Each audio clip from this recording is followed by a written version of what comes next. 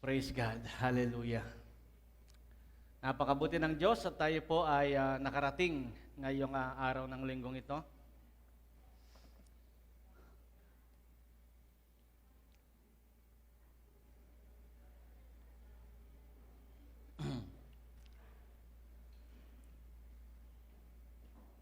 Ang lahat ng nakarating ngayon ay nagtagumpay. Amen. Lalo na pagka narinig nyo pa ang mensaheng ito, talagang sasabihin nyo sa inyong sarili na nagtagumpay nga ako dahil naka-attend ako ngayon. Dahil may kinalaman dyan ang ating pag-aaralan. Nakikita nyo lang dyan na giving. Hindi naman laging material ang giving. Love is giving. Hindi naman laging material. Isang month po yan at last Sunday na ito ngayon ng yung labis again, ganon din siya sa Tagalog, labis. Labis giving. Ganon din siya. Kaya hindi mahirap ipaliwanag sa Tagalog yan. Yung sobra-sobrang pagbibigay. At ngayong last Sunday, I excel in the grace of giving. Umangat-angat at medyo managana, sumagana sa pagbibigay, sa biyaya, in the grace of giving. At magbasa na po tayo ng Bible para makarami tayo dahil maraming oras ang naubos ngayon. Kaya mga 1/4 lang ng message natin ang ating pag-aaralan ngayong araw na ito. 2 Corinthians chapter 8, verse 7. But since you excel in everything, sila po ay nag-excel sa lahat ng bagay, sa maraming bagay, in faith, in speech, in knowledge, in complete earnestness, yung kasipagan, and in the love we have kindled in you. See that you also excel in this grace of giving. See that you also excel in this grace of giving. Yan po yung ating title, Excel in the Grace of Giving. Tayo manalangin, sandali, sa umagang ito, purihin po ang iyong pangalan, Panginoon. Ang inyong kabutihan ay nagpapatuloy. Lagi naming sinasabi na God is good all the time, and all the time God is good. Yun po'y 100% na totoo, Panginoon, na sa lahat ng oras kayo ay mabuti. At hindi nagbabago ang inyong kabutihan. Hindi kayang baguhin ang iyong kabutihan ang aming kasamaan kung sakali man. Ang aming mga kapalpakan ay hindi kayang bawasan ang iyong kabutihan. Salamat, Panginoon, sa biyaya at pagpapala mo. Sa aming mga pagkukulang, ikaw pa rin, O God, ay nananatiling tapat sa iyong mga pangako, nananatili kang mabuti at nagpapala sa iyong mga anak. I-bless mo nga po ang iyong mga salita na aming pagbubulay-bulayan at pabayaan po ninyo sa kapangyarihan ng banal na Espiritu ay manaig, O God, ang mga salita mo sa aming mga iniisip. Manaig ang mga salita mo sa aming mga pansariling mga prinsipyo sa buhay. At manaig, magtagumpay ang mga salita mo at makapasok sa aming buhay at ito ay mag-manifest, Panginoon, sa aming pang-araw-araw na pamumuhay. Marami pong salamat. Pagpalain mo kaming lahat hanggang matapos po. Samahan kami ng inyong banal na Espiritu at uuwi kami na meron kaming gagamitin at ipapamuhay sa mga susunod na araw habang kami ay nabubuhay bilang mga anak ng Diyos, bilang mga Kristiyano na tinawag mo para maging ilaw at asin ng sanglibutang ito. Purihin ang iyong pangalan, itong aming panalangin sa pangalan ni Jesus. Amen. Amen. Welcome din po maging sa mga nanonood sa online, kayo po ay kasama sa pamilyang ito para sama-sama nating paglingkuran at pagbulay-bulayan ng salita ng Diyos. At ang title nga natin ngayon ay Grace of Giving. Kaya lang, hindi lang basta Grace of Giving. Excel in Grace of Giving. Gusto ko lang pong ikwento sa inyo ng konti yung verse na lang, yung chapter na yan ng 2 Corinthians Chapter 8, na nakasulat dyan sa inyong mga Bible. Yan po ay bahagi tungkol sa pagbibigay. Material na pagbibigay ang isa sa pinag-usapan dyan. Pero ang mga taong kausap dyan, ang mga taong involved dyan, ay mga taong mahihirap ang buhay. Yung mga sinabihan dyan na kinwento dyan ni Pablo ay mga taong mahirap ang kanilang mga buhay. Nakakaranas sila ng kahirapan sa kanilang mga buhay. At sa kabila noon, ang sabi ng Apostol Pablo sa kanyang pagkukwento, kinukwento niya sa mga taga-Korinto, itong mga taong ito, sa kabila daw ng kanilang kahirapan, sila ay patuloy na nagsusumikap at masayang-masaya sa pagbibigay. Katunayan nga, itong verse 2, basahin ko na lang kasi wala dyan. Dumanas sila ng matinding kahirapan. Yang kinukwento niya sa mga taga-Korinto. Dumanas sila ng matinding kahirapan. At ito isang mahigpit na pagsubok sa kanila. Ngunit sa kabila ng kanilang paghihikahos, masayang-masaya pa rin sila at bukas ang palad sa pagbibigay. Yan. Pwede nyo ilagay yan kung makaya nyo hanapin habang ako ay nagkukwento at nagsishare. So, masayang-masaya pa rin sila at bukas ang palad sa pagbibigay. Sa kabila ng kanilang paghihikahos, masayang-masaya pa rin sila at bukas ang palad sa pagbibigay. So, kinakausap niya yung mga taga-Korinto at ngayon ay, mababasa nyo, sinabi niya sa mga taga-Korinto, ganun sila. May matinding kahirapan sila, mahigpit na pagsubok yun sa kanila, pero sa kabila niyan ay masayang-masaya pa rin sila at bukas ang palad sa pagbibigay. Yan ang excel in the grace of giving.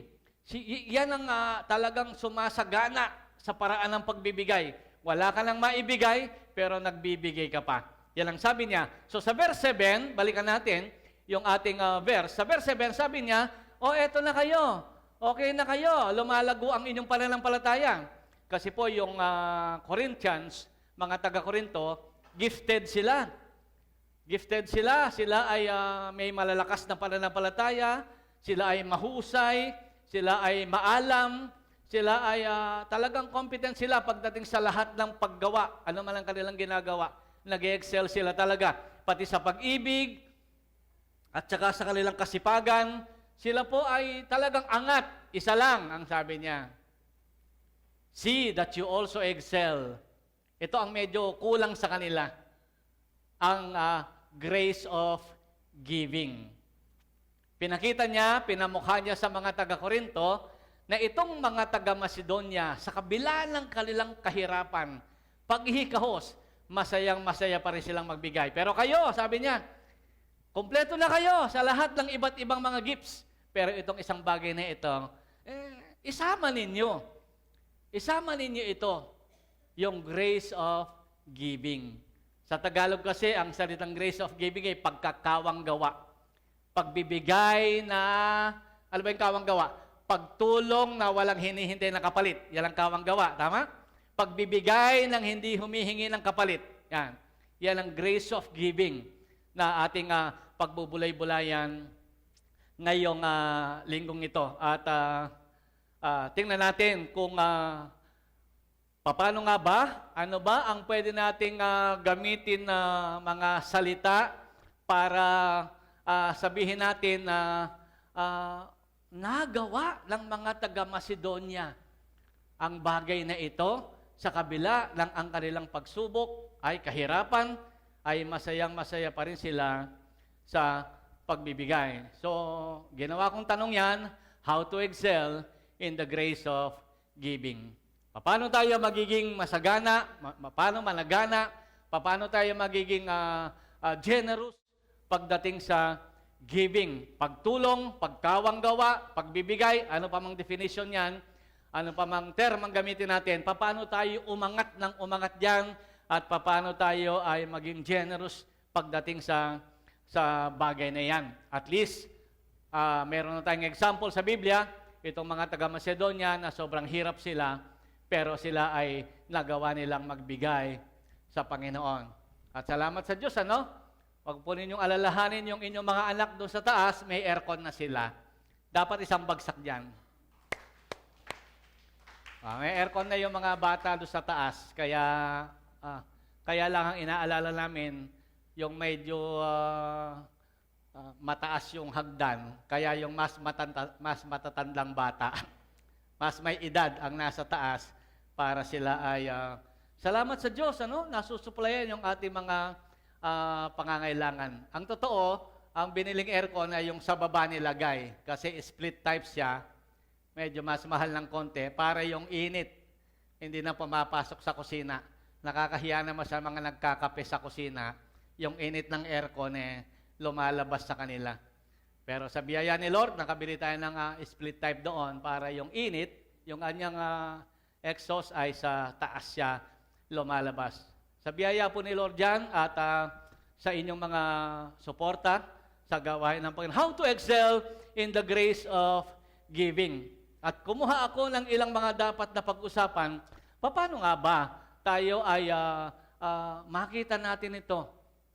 Kasi yung mga taga-Macedonia, kabaligtaran ang buhay ng mga taga-Korinto. Yung mga taga-Korinto ay maunlad ang buhay, maayos ang buhay, pero iyon ang kulang nila. Sige, masagana sila, malaki ang pananampalataya nila, gifted sila sa mga spiritual gifts, pero pagdating sa pagkakawang gawa, pagbibigay at pagtulong sa gawain ng Panginoon, sila ay medyo kulang. Kabaligtaran sila nitong mga taga-Macedonia, dahil sa kabila ng kanilang kahirapan, sila ay tuwang-tuwa pa rin magbigay.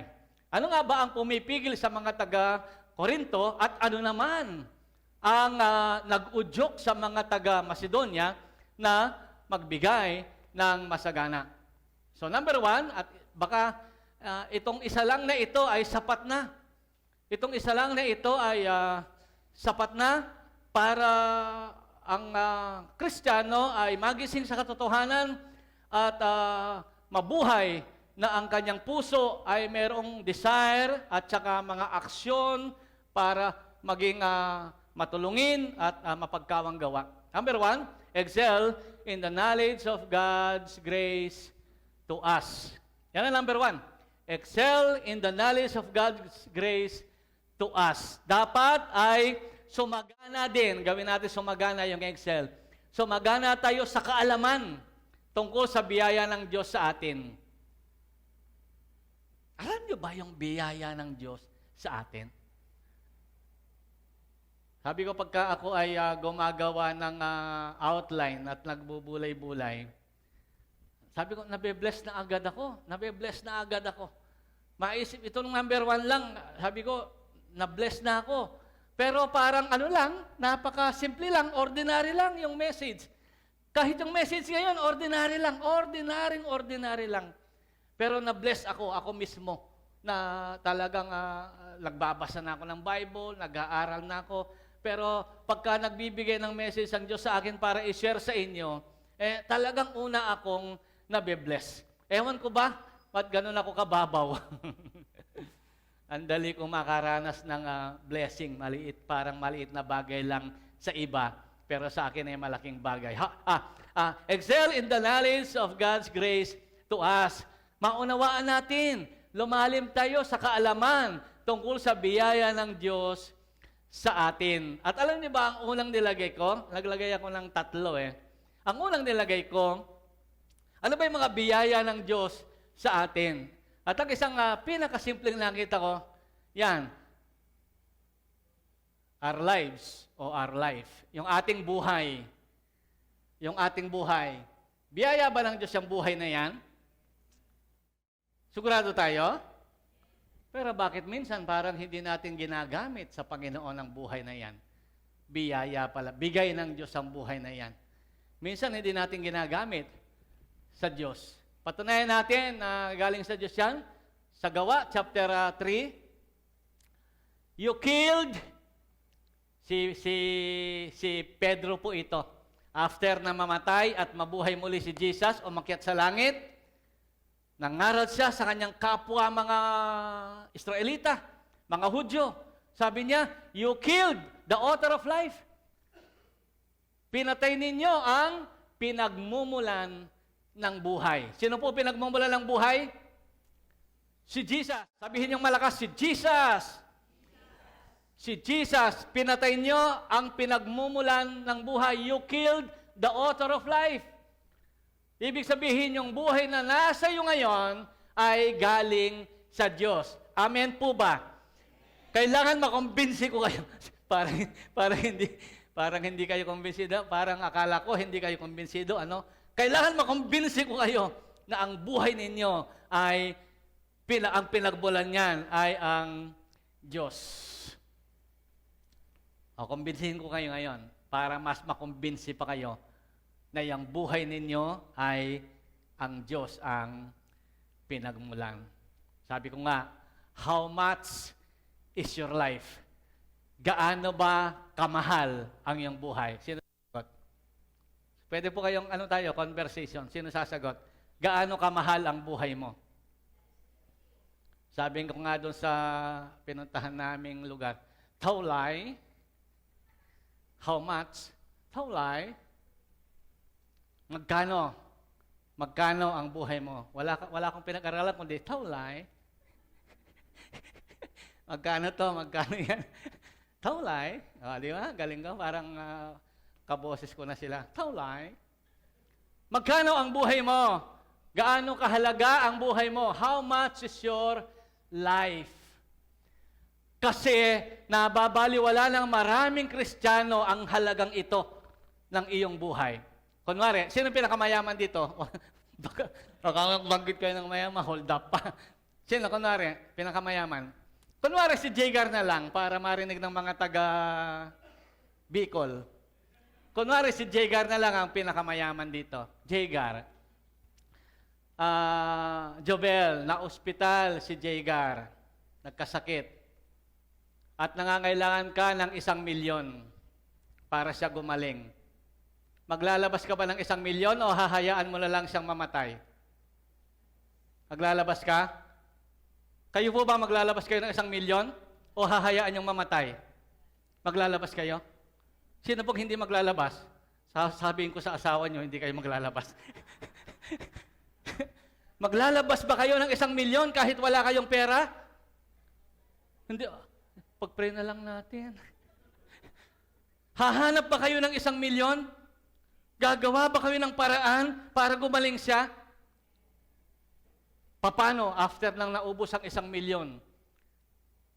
Kunwari, may pera kang 1,000,000 at naubos, hindi pa rin gumaling. Pero may bahay ka. Isasanla mo ba yung bahay? Di po, kayo. Isasanla mo ba yung bahay o ibebenta mo? O hayaan mo na lang siya mamatay? Sasanla? Sino pa? Isasanla, ibebenta. Isasanla, ibebenta. Isasanla, ibebenta. O hayaang mamatay?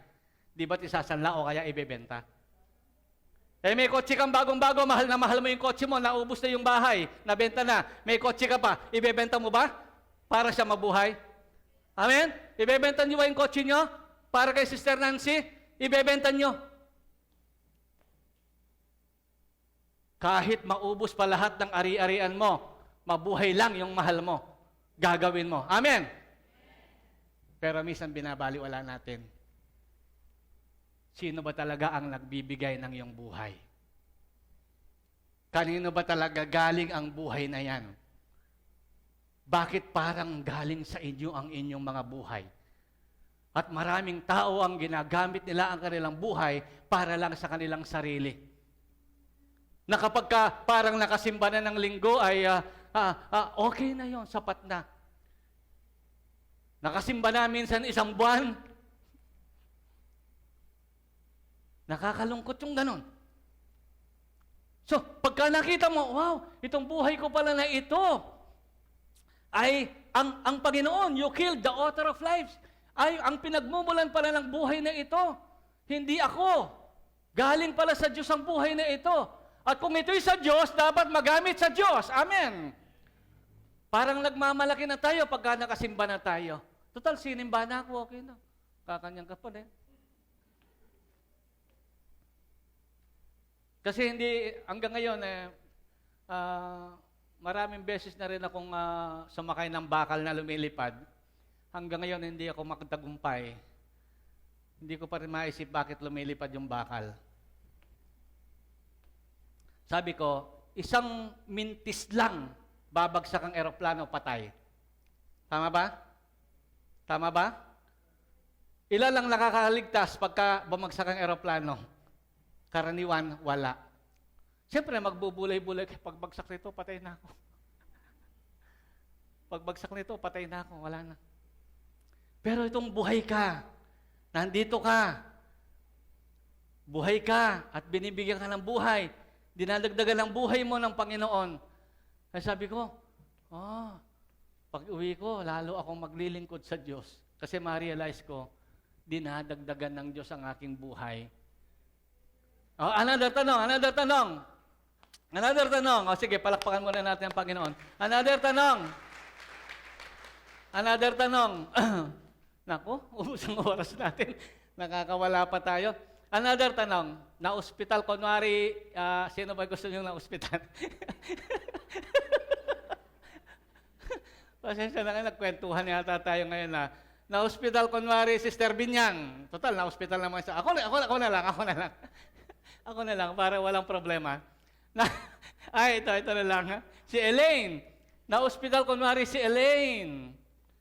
At siya na-COVID-19.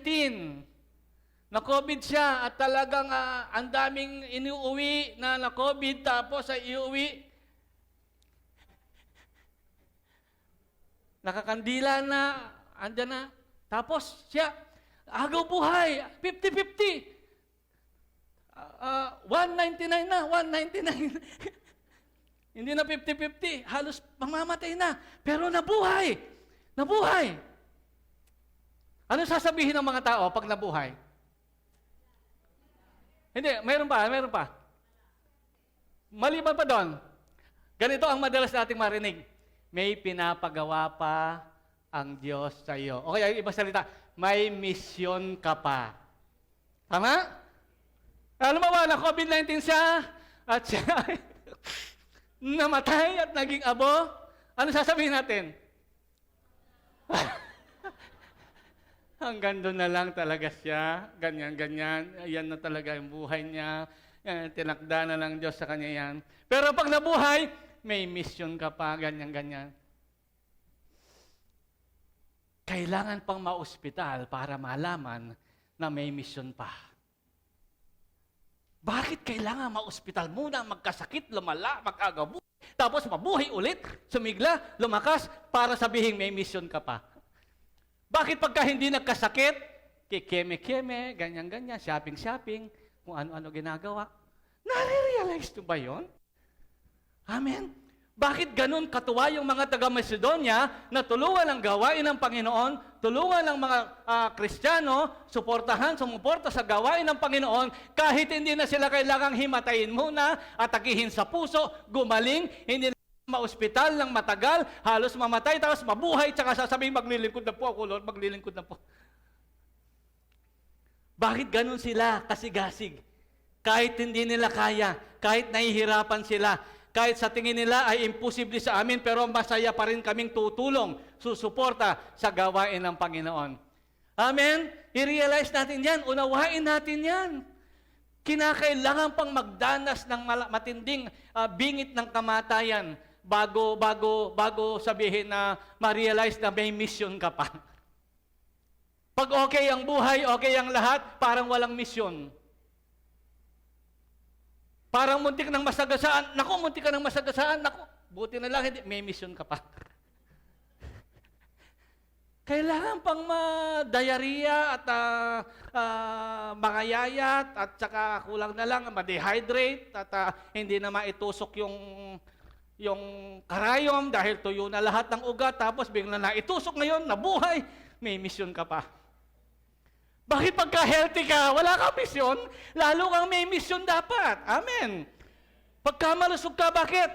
Ito ang pinagmumula ng buhay. Yung buhay na nasa iyo ngayon ay ibinigay sa iyo ng Panginoon. At dapat ang Panginoon ang makinabang sa buhay na yan. Amen. Hindi nga minsan na hindi na nga ang Panginoon nakikinabang, ang diablo pa nakikinabang eh. Minsan. Yung, hindi ikaw yon, hindi po ikaw yon. Baka yung nasa likod mo yon. Minsan ang diablo pa nakikinabang. Minsan ang diablo pa ang nag-glorify sa buhay. Hindi na nga nag-glorify si Lord, negative pa ang nangyayari.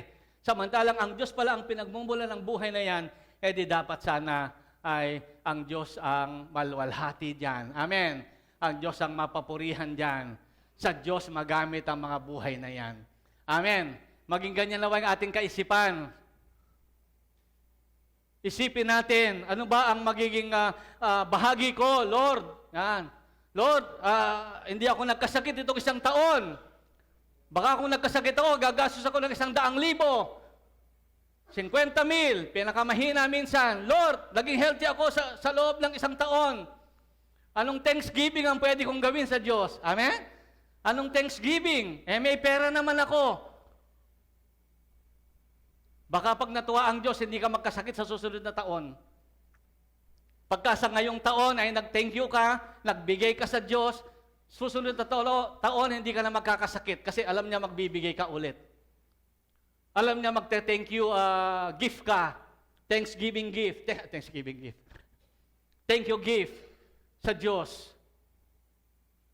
Pagka na-realize ni God yan, nakita ni God yan sa iyong puso, Lord, papasalamat ako, hindi ako nagkasakit ngayong taon. Naging malusog ako. Ito sana gagasusin ko, Lord. Magbibigay ako kung ano man ang project ng mga simbahan, mga gawain ni Lord. Susunod niyan, na kami kasakit. Kasi marunong kang mag-appreciate ng biyaya ng buhay na galing kay Lord. Ituloy po natin itong pag-usapan ito. Ano? Excel in the knowledge of God's grace to us. Kaya nga tinatanong ko, gaano kahalaga ang iyong buhay? Hindi natin nakikita ang halaga ng buhay kapag malusog tayo. Tama? Hindi natin nakikita ang halaga ng buhay kapag wala tayo sa banig ng karamdaman. At least ako na-realize ko ng konti. Di ba? Kaya lahat ng nangyayari araw-araw, pwede mag-isip, mag-message si Lord. Pwede mag-message si Lord sa iyo. Kung hindi na ako nakauwi ng buhay, paano? Hindi naman sa pero pinaisip lang ni Lord sa akin yon. Pinaisip lang. Paano kung ibagsak ko yan? Patay ka. Na hanggang ngayon ay phobia ko pa rin yon. Samantalang misis ko, nagte-take off, tulog. Parang nasa bahay lang. Ako, samantalang ang daming beses ko nang sumakay, ala pa rin. Tatakot ko pa rin. At doon ko na-realize na ang buhay mo malakas, malusog. Doon ko rin na-realize, dumating ang mga message na yan, pagka nag-agaw buhay ka, pag nabuhay ka, biglang sasabihin may mission ka pa. Pagka naman nagkasakit ka, namatay ka, tapos nag-graduate ka na.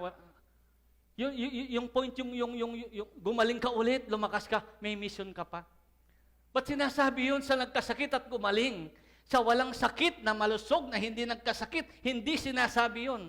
Hindi nare-realize ng bawat isa yun. Kailangan, gusto niyo bang ma-realize muna? Sa ibang paraan? O wag na.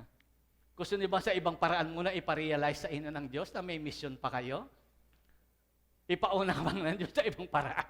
Huwag na nating hintayin na sa ibang paraan pa niya ipaunawa na may mission ka pa. Kaya ka nandito, kaya ka buhay, kaya ka nakakapagtrabaho, may mission ka pa, may pinapagawa pa ang Diyos sa iyo. At ang mga taga-Macedonia, yan ang kasiyahan nila. Na ang mga taga-Corinto naman, yan ang kulang na lang sa kanila. Magaling sila sa pananampalataya, sa maraming bagay, pero pagdating sa pagkakawang gawa, pagtulong, pagsuporta, sa mga gawain ng Panginoon, sa kabila ng meron naman silang itutulong, hindi nila ginagawa. Kabaliktaran ng mga taga-Macedonia, at ang isang dahilan niyan, alam ng mga taga-Macedonia, ang buhay nila ay nagmumula sa Diyos. Nagbiro nga ako, paano kung malimutan ka ng Diyos na patibukin ang puso mo ng 5 minutes? Ay, nalimutan mong patibukin ang puso ni Elaine ng 5 minutes. Buti na lang, hindi malilimutin ng Diyos. Di ba? Siya ba nagpapatibok ng puso natin? Halimbawa, nalingat siya. Naku, 1 linggo lang hindi sumisikat ang araw. Puro gabi. Ano kaya mangyayari sa atin? 1 linggo lang. Hindi naman 1 araw. Hindi 1 buwan. 1 linggo lang. Pastor, pagka tag-ulan, hindi naman sumisikat ang araw. Hindi. Andyan yung araw kahit tag-ulan. Andyan yung araw kahit tag-ulan. Ang imaginein mo, yung wala talaga yung araw. Pastor, doon sa isang bahagi ng sulok ng mundo, anim na buwan na walang araw. Hindi. Hindi totoo yan. Andyan pa rin yung araw. Ang sinasabi ko, alisin ng Diyos yung araw ng isang linggo. Walang makaka-imagine yan. Walang makaka-realize yan. Ano mangyayari? Kasi ang araw talaga, sumisikat yan dahil kailangan niya ng tao. Pangalawa, maliban sa buhay natin, at least ba nakaka-realize na ba kayo na, tama nga naman.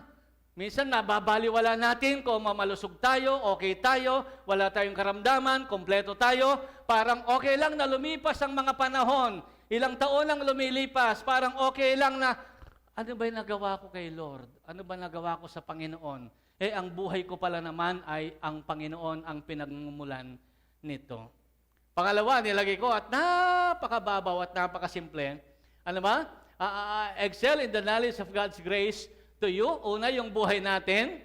At ang isa pa ay napakasimple lang. Sino ba yan? Si Jesus Christ. Na-realize nyo ba yung grace ni God na si Jesus Christ sa atin? Inisip ko yan at pinag-aralan ko. Ganitong tanong, para ma-realize nyo gaano kalaking biyaya na merong Jesus. Amen? Halimbawa, walang Jesus. Kung walang Jesus, pero parang nababaliwala lang na may dumating na Jesus, pinanganak ng Pasko, lumaki, nagkatawang tao, at nagdusa, naghirap, pinarusahan, pinatay, pinako sa krus, namatay, nabuhay na muli, at pumunta sa langit. Parang wala lang. Paano kung walang Jesus? Amen? Ang dami nyo nang naisip siguro. Kung walang Jesus, yan ay biyaya ni Lord sa atin. Yang Panginoong Jesus, biyaya ni Lord sa atin. Alam ng mga tunay na Kristiyanong ito, itong mga taga-Macedonia, alam nila ang mga biyayang ito ng buhay, biyayang si Jesus Christ na dumating sa kanila para ma-realize nila na kailangan nila si Jesus at kung walang Jesus, sila na pinakakawawa sa buong mundo. Ang tao ang pinakakawawa sa buong mundo. Sa lahat ng nilalang, ang tao. Tama ba? Ang tao? Hindi ang dagat, hindi ang mga puno, hindi ang mga animals, hindi ang mga isda. Hindi. Kapag walang Jesus, pinakakawawa sa lahat ng nilalang ang tao. Maunawaan natin ang bagay na yan. Pag uwi nyo, sabihin nyo sa mga medyo umabsent. I-share ninyo, itong dalawa lang na to. I-share ninyo. Dahil malamang-lamang hanggang dalawa lang tayo dahil marami pa tayong gagawin. Kung walang Jesus. Tapos minsan nagtatampo pa tayo, no? Di na ako attend. Kaya nating sabihin yon. Pag hindi na nare-realize ang biyayang iyan ng Diyos sa atin. Kung walang Jesus, balik tayo sa number 1, walang pinagmumula ng buhay. Sino kasi pinagmumula ng buhay? Si Jesus. Kung walang Jesus, period na agad. Wala ang pinagmumulan ng buhay. Dahil si Jesus ang pinagmumulan ng buhay. Pinatay ninyo ang pinagmumulan ng buhay. So kung walang Jesus, walang buhay. Ano pa? Walang daan, walang katotohanan, walang buhay, walang makakapunta sa Ama, sa langit. Ganun kasimple pag walang Jesus. Kaya dahil may Jesus, dapat nating ipagpasalamat ang lahat ng araw na ang Panginoon, yung araw na yon na ipinanganak siya, binigay siya ng Diyos para siya ay magkatawang tao para sa atin. Ganon ang mga taga-Macedonia na meron silang pananagana, sumasagana sa pagtulong at pagbibigay dahil sa kaalamang yan, maunawaan yan, maintindihan yan at maipamuhay yan. Kaya, hindi, minsan kasi, ang sabi ng iba, sobrang naman ng Diyos kung mag-utos. Meron namang nakaisip sa inyo ng ganon? Sobrang naman ang Diyos kung mag-utos. Baka meron pang nakakaisip ng ganun sa inyo. Baguhin nyo na agad, magsisi kayo bago kayo lumabas dito. Isipin mo, iuutos niya, mahalin nyo ko ng buong puso, ng buong isip, ng buong lakas, at ng buong kaluluwa. Sinolo na niya lahat. Mahalin nyo ko ng buong puso, buong isip, buong lakas, buong kaluluwa. Ang higpit naman ang utos ng Diyos. Tapos, igalang ninyo ang araw ng pamamahinga. Meaning, ibigay ninyo sa Diyos ang araw na yan at pagsamba sa Diyos. Tapos, dami pang mga kasunod na mga utos. Parang ang higpit-higpit ng Diyos. Ang Diyos ay may karapatan na iutos ang mga bagay na yan.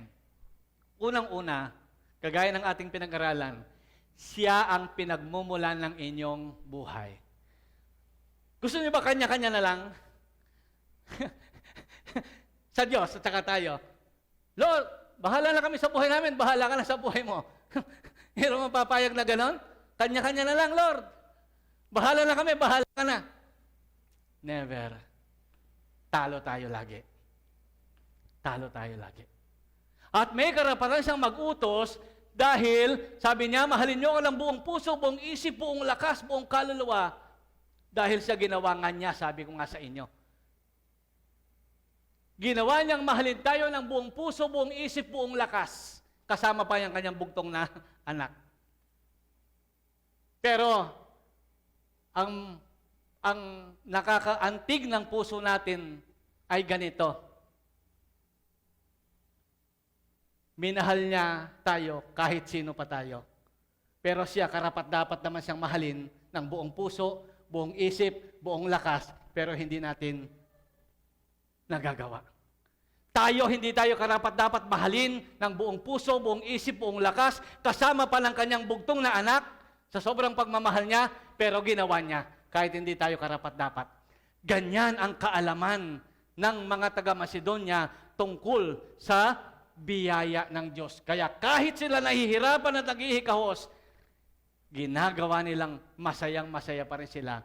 Maglingkod sa pamamagitan ng kanilang talento, maglingkod sa pamamagitan ng kanilang mga oras na binigyan ng Diyos sa kanila, at even sa kanilang paghihikahos sa finances, sila pa rin ay tuwang-tuwang tumulong. Amen? Dahil alam nila yung katotohanan yan. 1/4 pa lang po yan ng ating pinag-uusapan. Pero sobra-sobra na yan para sabihin natin, yes, Lord. Ano yung huli kong sinabi? Ulitin ko para lubusan nating maunawaan. Minahal tayo ng Diyos ng buong puso, buong isip, buong lakas. Hindi pa tayo sinisilang, iniisip na tayo ng Diyos. Amen po ba? Amen. Tayo, inisip lang natin siya nung tayo ay makarealize na tayo ay nangangailangan ng tagapagligtas. Siya, hindi pa tayo pinapanganak, inisip na niya tayo. Pinlano na niya, niready na niya yung kanyang bugtong na anak, for God so loved. Niready na niya. Hindi ka pa pinapanganak. Niready na niya. Inisip ka na niya. Nasa puso ka na niya. Minahal ka niya. Kahit hindi ka karapat-dapat mahalin. Alam ng mga taong naglilingkod sa Diyos ng totohanan yan. Alam ng mga masigasig, ba't ang sigasig mo? Ba't ang sigla mo maglingkod? Bakit sinasacrifice mo kahit magalit pa yung kung sino dyan? Nagpapatuloy ka pa rin sa paglilingkod. Kahit pigilan ka, nagpapatuloy ka sa paglilingkod. Ito ang mga dahilan. Amen. Ito ang dahilan. Kahit magalit pang asawa mo, magalit ang nanay mo, magalit ang anak mo, kung sino-sino pa magalit, kahit magalit pa yung nasa kabilang mundo, nagpapatuloy ka pa rin kasi meron kang dahilan. Meron kang dahilan para magpatuloy sa paglilingkod. Kahit kasya lang ang pera mo, tumutulong ka pa rin. Pagka merong para sa Panginoon, tumutulong ka pa rin. Kahit busy-busy ka, magtanungan kayo kung sino ang pinaka-busy. Minsan sila yung pinakamasipag maglingkod. Kung sino yung busy, sila yung may oras sa gawain ng Panginoon. At karaniwan daw po ganun. Kapag kami nagsaseminar, ang sabi sa amin ng mga pastor na nag-uusap kami, Pastor, kanino ko ipapagawa ito? Sabi ng isang pastor, ipagawa mo sa busy. Huwag mong ipagawa sa walang ginagawa, sabi niya. Ipagawa mo sa busy. Kasi yung walang ginagawa, kahit walang ginagawa yan, hindi pa rin niya gagawin yan. Pero yung busy, kahit busy siya, pagka alam niyang i-manage ang oras niya, kaya niyang gawin yan ng maayos. Pero yung walang ginagawa, sabi niya, mahihirapan mong ipagawa yan. Kasi wala nga siyang ginagawa. Kaya kahit ipagawa mo yan, wala pa. Hindi, ganun lang sinasabi. Kasi, kung tutusin, wala dapat tao na walang ginagawa. Puntahan mo yung bahay ng taong walang ginagawa. Makita mo, yung bahay niya. Pero tingnan mo yung bahay ng taong masipag. Magugulat ka, ano nagagawa mo to? Tapos ganito pa ginagawa mo? Tapos ganito pa? Nagagawa mo lahat? Yan ang ginagawa ng taong may ginagawa. Yung walang ginagawa, kahit yung pwede na niyang gawin, hindi pa niya ginagawa. Kaya pag kami ipapagawa ka, huwag mong gawin sa walang ginagawa. Pagawa mo sa may ginagawa. Ang mga taga-Macedonia, dapat sana kaawaan sila. Tulungan natin taga-Macedonia. Sabi niya, hindi. Sa tuwa namin, sa kagalakan namin, sa pagkaalam namin ng biyaya ng Diyos sa amin. Basahin niyo yung verse 1, nakalagay yon. Nakalagay yon. Yung grace of God to these people, sa mga taga-Macedonia, napakasagana ng biyaya. Alam nila yon. Sinampol ko lang itong dalawang ito na biyaya ng Diyos sa kanila, kaya masaya silang nakakagawa at nagagawa nila ang mga bagay na dapat nilang ginagawa. Amen?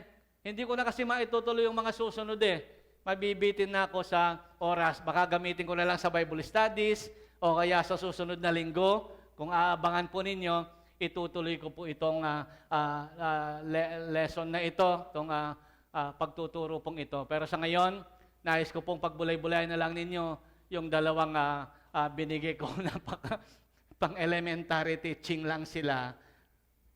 Pero kung buklatin ninyo ang inyong mga isipan, sasabihin ninyo, oo nga naman. Oo nga naman. Tumayo po tayong lahat ngayong umagang ito. Oo nga naman. Oo nga naman. Bakit nga ba pagdating sa buhay natin, karamdaman, pag dumating ang karamdaman, tinanong ko kayo kanina, kaya nyo bang gumastos kahit wala kayong pera para lang kayo mabuhay? Kaya nyo bang ipagpalit ang inyong bahay para lang mabuhay ang inyong mahal sa buhay? Kaya nyo bang ipagpalit ang inyong sasakyan na minamahal, binayaran ng matagal na panahon, ibenta nyo para lang mabuhay ang inyong mahal sa buhay? At nagpasalamat tayo dahil salamat may sasakyan akong nabenta at nabuhay siya. Salamat may lote akong nabenta at nabuhay siya. Salamat at meron akong bahay na nabenta at nabuhay siya. Bahay lang yon, lote lang yon, at sasakyan lang yon. Minsan hindi natin na-appreciate. Salamat, may Jesus na pinagmumulan ng buhay. Kaya ako nabubuhay ngayon. Salamat, may Jesus na author of life. Kaya ako nabubuhay ngayon. At kung ang buhay na ito ay kay Jesus, dapat si Jesus ang mag-glorify sa buhay na ito. Dapat si Jesus ang gumamit ng buhay na ito. At kung ang buhay na ito ay galing kay Jesus, hindi lang milyon ang halaga ng buhay niya. Amen? Hindi lang 2 milyon, hindi lang 3 milyon. Maniwala ka, kahit merong bang 10 milyon, uubusin mo para mabuhay ang iyong mahal sa buhay. Kung merong kang pera, 10 milyon, uubusin mo yan para mabuhay ang iyong mahal sa buhay. Baka kahit maubos yan, manghiram ka pa para mabuhay ang iyong mahal sa buhay. Ang buhay na binibigay sa iyo ng Diyos, hindi araw-araw nababasa natin nagagamit. Hallelujah. Sino nakikinabang sa buhay na yan? Hallelujah. Oh, rabasyan na ramakaya rabas. Hallelujah, hallelujah, hallelujah. Hallelujah, hallelujah, God. Panginoon, maging yung mga nasa online na aming nakakasama, mga kapatiran namin, O God, na maaring hindi naka-attend ngayon, O God. Maaring sila yung upo dapat sa mga bakanting upo, pero nasa online na lang sila ngayon. Mangusap ka po, Panginoon, sa mga mensaheng ito, O God. Hallelujah. Magsalita ka sa bawat isa, Panginoon, mga mensaheng narinig namin ngayong umagang ito. Hallelujah.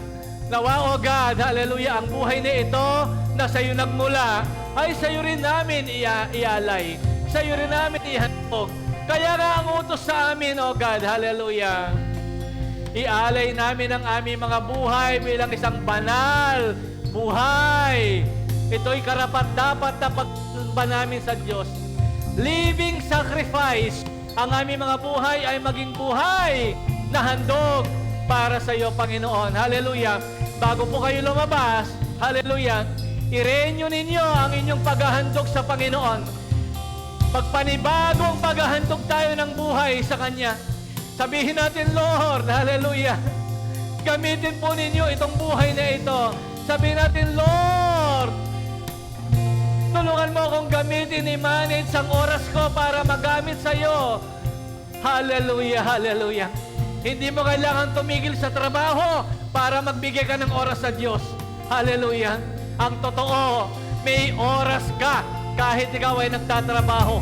May oras ka sa Panginoon. Hallelujah. Kaya mo, kaya mo. Kaya lang minsan hindi natin ma-realize gaano ba kasagana ang biyaya ng Diyos sa atin.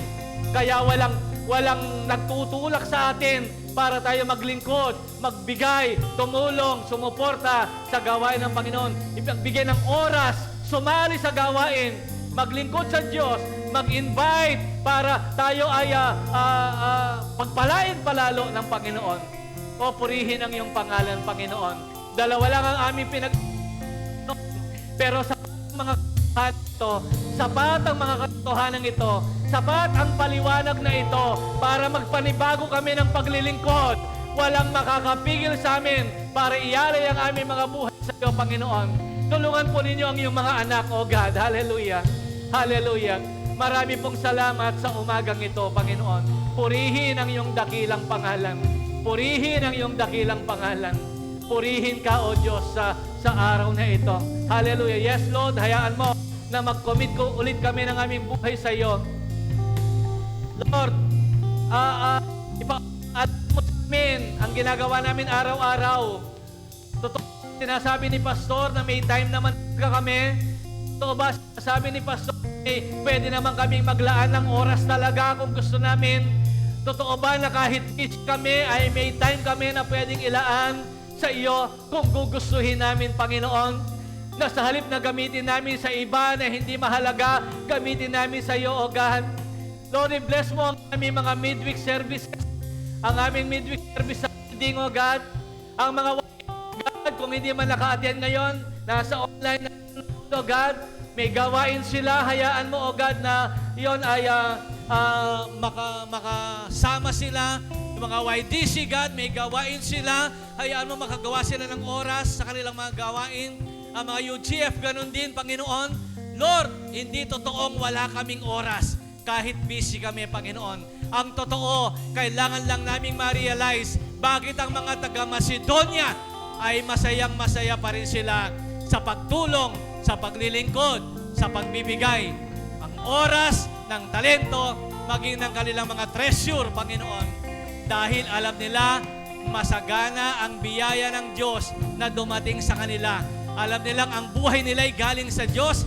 Alam nilang kung walang Jesus, hallelujah, o purihin ang iyong pangalan. Bless you, Jesus. Bless you, Jesus. Kung walang Jesus, hallelujah, hallelujah. Kung walang Jesus, hallelujah, hallelujah. Kami na ang pinakakawawang nilalang. Hindi ang mga hayop, hindi ang mga isda, hindi ang mga ibon. Kami ang pinakakawawang nilalang kapag walang Jesus. Salamat sa biyayang ito, Panginoon, na iyong pinagkaloob sa amin. Oh, bless your name, O God. Hallelujah, hallelujah. Hallelujah, God, hallelujah. Hallelujah, Jesus, Lord God. Sige po, itaas natin ating kamay sa umagang ito. Sa iyo na tumanggap ng mensaheng ito, tanggapin mo ang pagpapala ng Panginoong Jesus. Sa iyo na nakaunawa ng mensaheng ito, tanggapin mo ang presensya ng Panginoong Jesus. Ang pagpapagaling ng Panginoong Jesus ay sumaiyo. At maging sa iyo na nasa online na nanonood ngayon, samahan ka ng pag-ibig ng Diyos at samahan ka ng kapangyarihan ng Diyos hanggang sa buhay na walang hanggan. Lahat ay magsabi ng Amen. Amen. Amen.